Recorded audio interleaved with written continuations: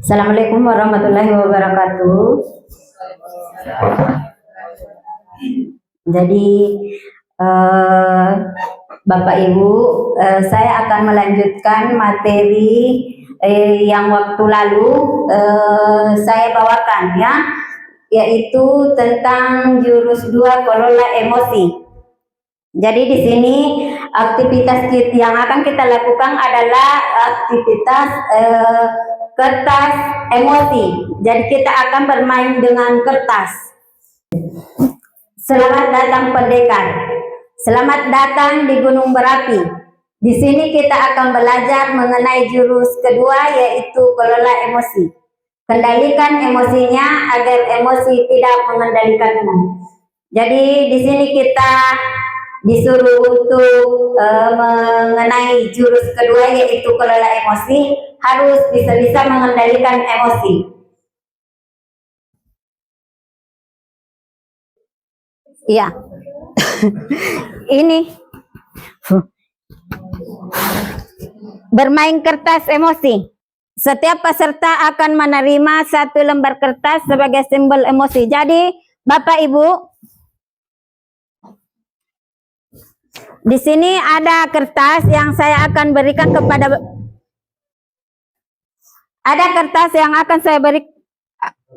kepada Bapak Ibu, dan ini merupakan kertas yang akan Ibu jadikan sebagai bahan permainan dan menyangkut tentang emosi Bapak dan Ibu.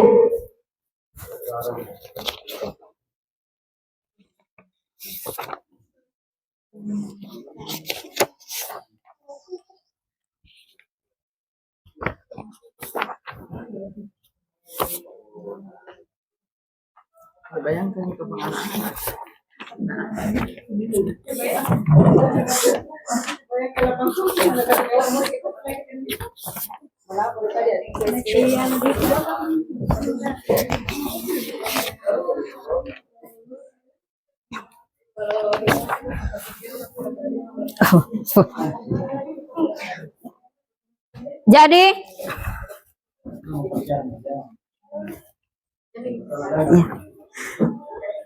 Jadi saya memberikan kertas kepada Bapak Ibu sebagai jadi bahan refleksi apabila Bapak dan Ibu melakukan kegiatan emosi ini. Jadi di sini saya sebagai gurunya akan memberikan respon cerita kepada Bapak Ibu. Melalui kertas ini, apabila Bapak Ibu memiliki perasaan senang, maka kertas ini bisa Bapak Ibu usap. Ya, tapi kalau misalnya Anda jengkel atau kesal, bisa diremas. Apabila Bapak Ibu merasa marah, maka boleh dirobek. Ya. Iya. Jadi sini saya akan bercerita. Iya. Jadi responnya ini di kertas. Di sini kertas, Bu. Oh.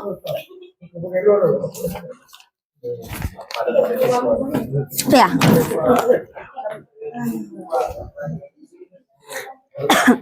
Ceritanya begini.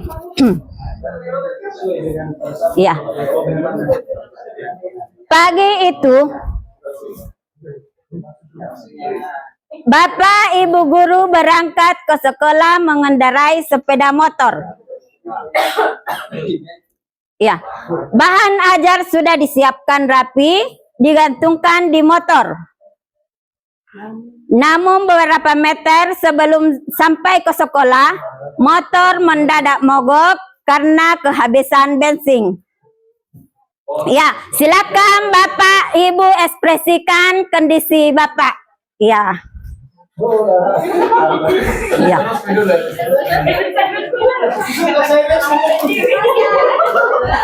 Dengan susah payah, Bapak Ibu guru mendorong motor itu sampai ke sekolah. Jadi bagaimana perasaan Bapak ketika mendorong motor ke sekolah? Iya.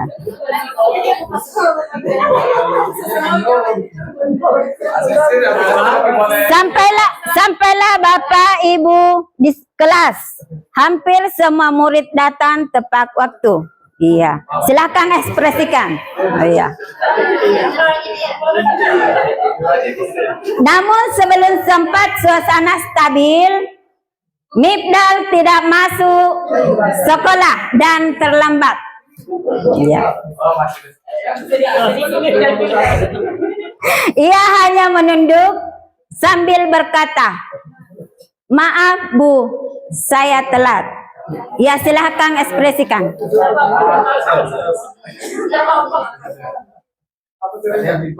Ya. Pelajaran pun dimulai. Namun, saat akan menggunakan bahan ajar yang sudah disiapkan, Bapak Ibu guru tersadar bahwa bahan ajar tersebut tidak ada. Iya. Dicari ke sana kemari tapi tidak ditemukan. Dengan terpaksa, Bapak Ibu guru melanjutkan mengajar seadanya. Bayangkan aktivitas mengajar yang seru seketika menjadi buyar. Ya, jadi silakan ekspresikan Bapak Ibu. Iya. Ya. Enggak. Di tengah pelajaran, saat Bapak Ibu mengajar, Andi terlihat tidak Mifdal terlihat tidak memberikan perhatian. Dia menunduk di bangkunya. Saat didekati, ternyata Mifdal sedang terlelap ketiduran.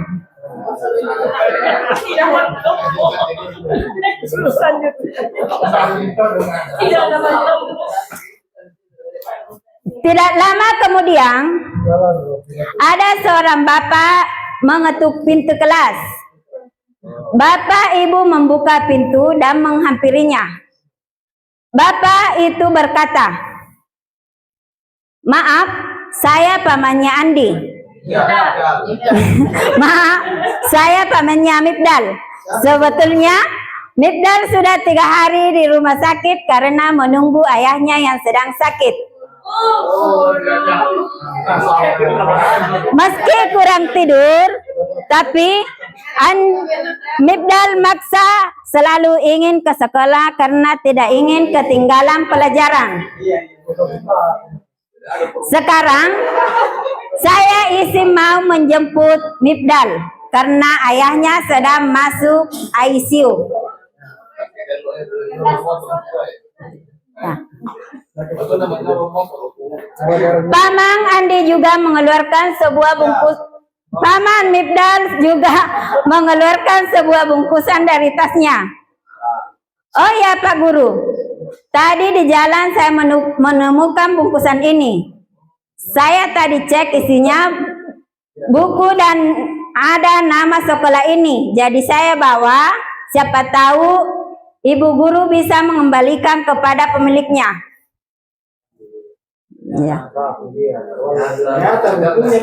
Ibu Guru melihatnya dan ternyata itu adalah pelajaran bahan ajar yang tadi dia cari-cari. Mifdal dan pamannya pun berpamitan.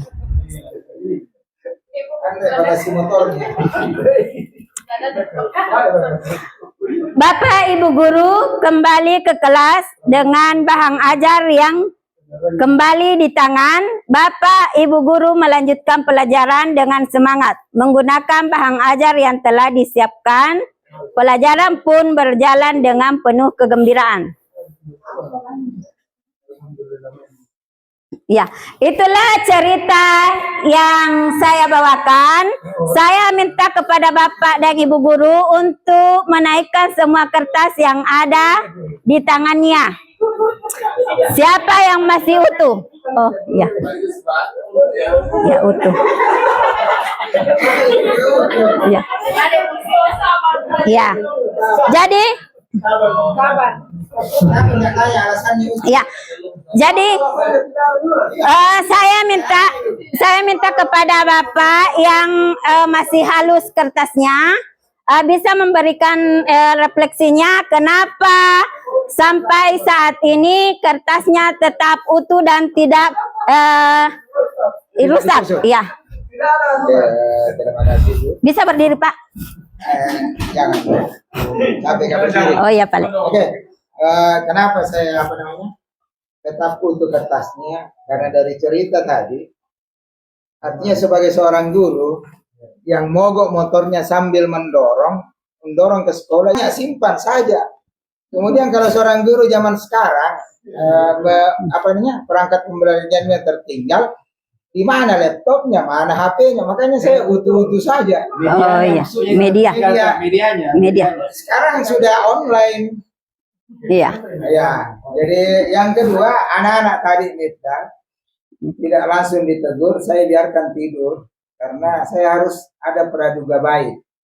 Tidak boleh memvonis anak.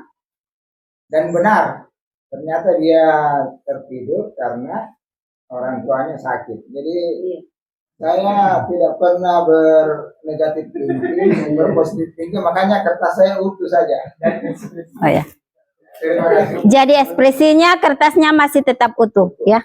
Ya, tolong satu orang lagi Bapak yang iya, coba bisa berikan kenapa kertasnya begitu.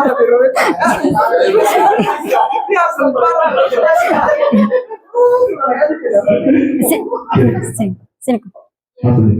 Ya, kalau saya Bu, kertas saya sudah sama pemikiran sama Pak Sudirman. Pada saat mendorong motor, saya emosi sama Pak Sudirman karena itu yang paling menyedihkan memang saya rasa. Kalau apalagi kalau dilihat sama cewek lagi mendorong motor.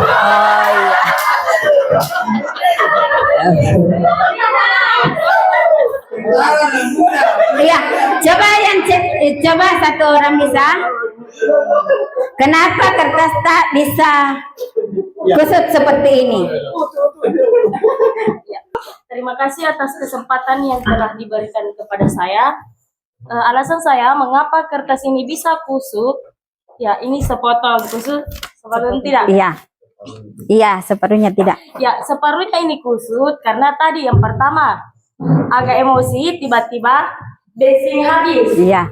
Ya, kemudian ini separuhnya karena masuk mengajar, tiba-tiba mitra juga bermasalah di kelas. Tetapi hal ini terjadi karena saya tidak tahu pokok permasalahannya apa, sehingga saya emosi. Padahal di sini dia berkendara di keluarganya, di mana ayahnya itu sakit. Jadi sebaiknya itu Bapak Ibu sebelum marah ke siswanya, ya baiknya kita cari pokok permasalahannya apa dulu, sehingga anak tersebut bisa terlambat ke sekolah. Jangan sampai karena anak ini sering melakukan kesalahan sehingga ada kesalahan lagi kita masih bisa samakan. Tetapi di setiap permasalahan itu kita cari dulu apa pokoknya. Ya, terima kasih. Iya. Tapi satu orang lagi untuk Ibu kesiswaan bisa berikan refleksi. Tak Ibu, kenapa kertas tak kusut begitu? Ya, terima kasih.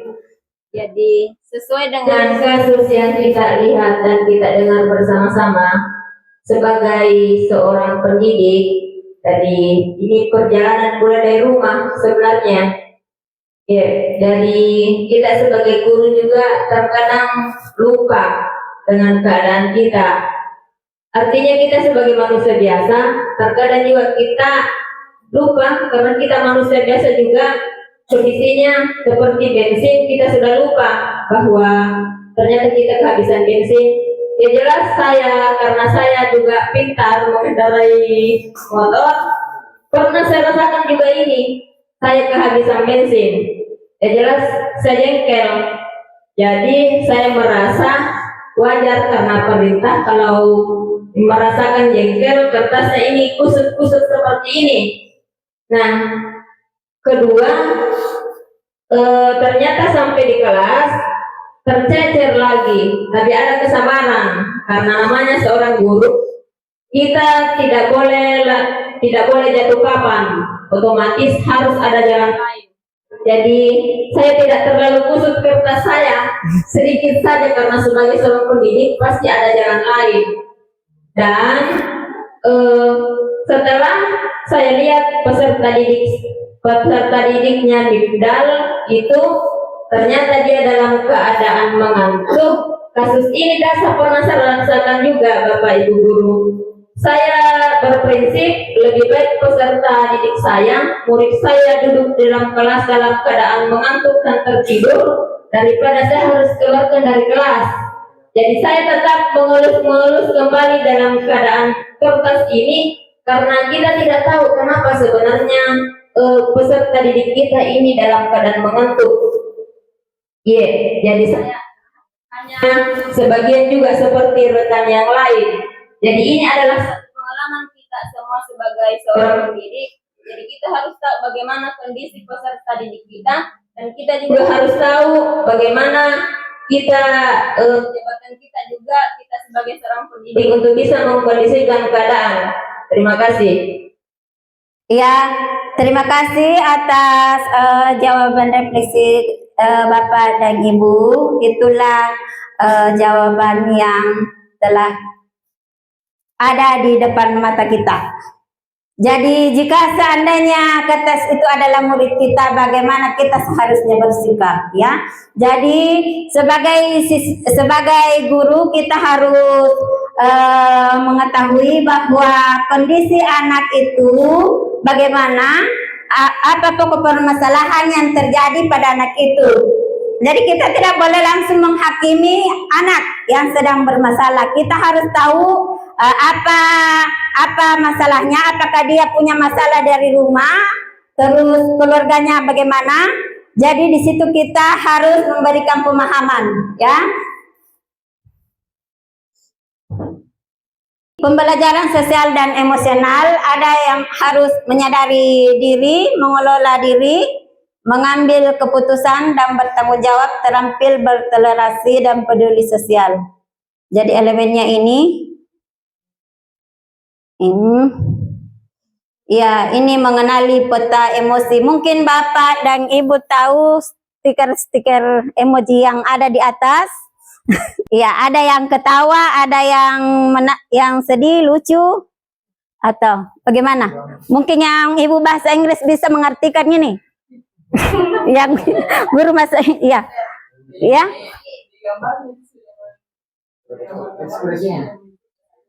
Ekspresi wajahnya, ya. Ada yang ketawa, ada yang senang, ada yang sedih, ada yang murung. Iya. Terima kasih Ibu Ratu Dewi atas pemberian informasinya. Ya. Ini mengenai tentang otak. Ini otak neokorteks, limbik, dan reptil. Mungkin guru IPA bisa memberikan apa manfaatnya. Ini fungsinya neokorteks, limbik, dan reptil. Ini untuk apa? Ini neokorteks untuk otak bagian ini, otak besar, yang fungsinya untuk untuk saraf dan penglihatan. Saya minta lagi 1-2 orang kepada Ibu untuk 1 orang yang berteriak di dekatnya. Iya. Bapak berteriak, misalnya Ibu Fitri dengan Ibu Indah, Ibu Fitri berteriak kepada Ibu Indah secara langsung, mengagetkan. Iya. Bagaimana Ibu Indah? Anda dikagetkan sama Ibu Fitri? Apa yang Anda rasakan? Oh, biasa. Oh, iya. Oh, jadi ternyata Ibu Indah anti kaget. Tidak. Iya. Maunya Bu Indah bilang, kaget Pak. Lagi. Ya ulang. Harus kaget. Kan yang diharap ini marah. Iya, misalnya marah. Iya. Jadi ini dua orang anak kecil, yang satu kakak dan satu adik. Yang adiknya itu tantrum, sering teriak-teriak. Maka di saat adiknya tantrum marah, kakaknya memberikan respon kepada adiknya, kamu jangan marah, jangan menangis. Ya. Kamu tidak boleh menangis. Kamu harus sadarkan dirimu dengan cara tarik napas 3 kali. Ya, jadi kalau bapak dan ibu guru marah di dalam kelas, jengkel sama anak, silakan suruh atau bapak sendiri untuk menarik napas 3 kali. Insya Allah emosinya akan reda.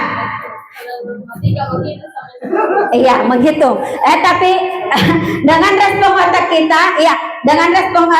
kita, otak itu akan berefleksi otak besar. Ya. Ya, jadi di sini respon decision making, jeda dan memilih tindakan. Jadi emosi itu menghasilkan respon dan tindakan. Jadi kalau Bapak Ibu emosi, itu ada jedanya, baru muncul respon dan tindakan. Misalnya Bapak Ibu marah-marah, pasti Ibu akan berhenti. Jadi di situ adalah jeda. Di saat Anda berhenti, itu adalah jeda. Dan respon tindakannya, Bapak dan Ibu akan melakukan apa lagi selanjutnya yang akan dilakukan setelah emosi. Ya. Jadi jedanya itu di saat Anda sedang berhenti marah-marah. Ya.